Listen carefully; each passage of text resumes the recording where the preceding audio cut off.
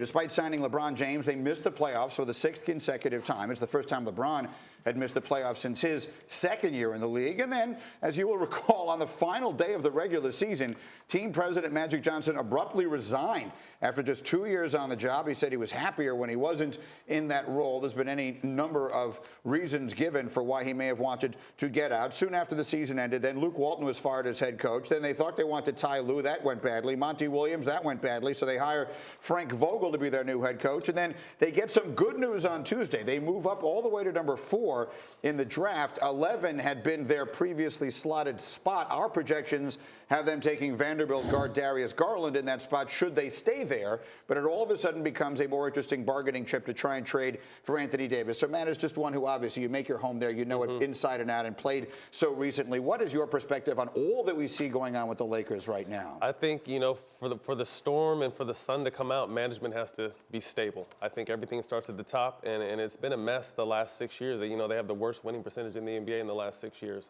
As a lifelong Laker fan, I want to see nothing more for them to get back and be relevant. So management has to clean themselves up. We don't really know who's in charge, who's making the calls. As long as they know, that's what's important. I don't think we need to know, but as long as they know, they picked their coach. But to me, does a big-time free agent really want to jump into that hot water knowing it's a mess? Well, and I think that's the big point, right? Okay, so you've got LeBron James, and everybody in LA got all excited last year and was like, okay, we're going to be back in the playoffs. The injury might have derailed this season and kept him out of the playoffs. But to me, it's more about that management position and what is your vision for what this roster looks like.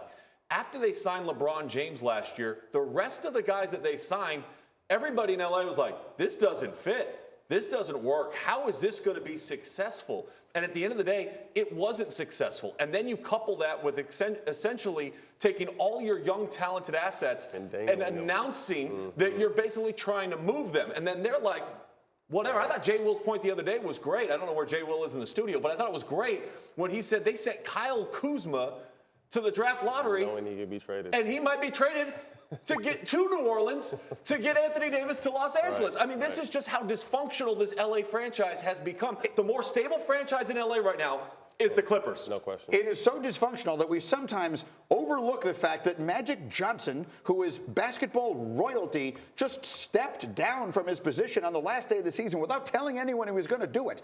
And we live in a place now in a time where the Lakers are so crazy and dysfunctional that almost gets glossed over. That's one of the craziest things that's happened in the sport in a really long time. What do you make of that?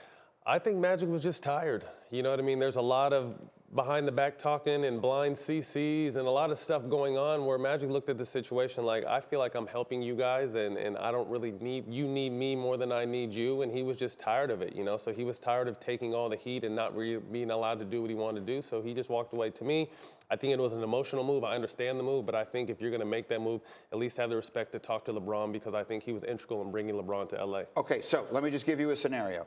The Lakers wind up trading Kuzma, Ball, the 4th pick in the draft for Anthony Davis. So you got LeBron, you got Anthony Davis, and whatever else they can figure out to put around him. It's not enough. It's not. Can that team compete? Absolutely. Well, the team they have this year can compete. Can they win? Forget about that. LeBron's not about making the 6th seed. Exactly.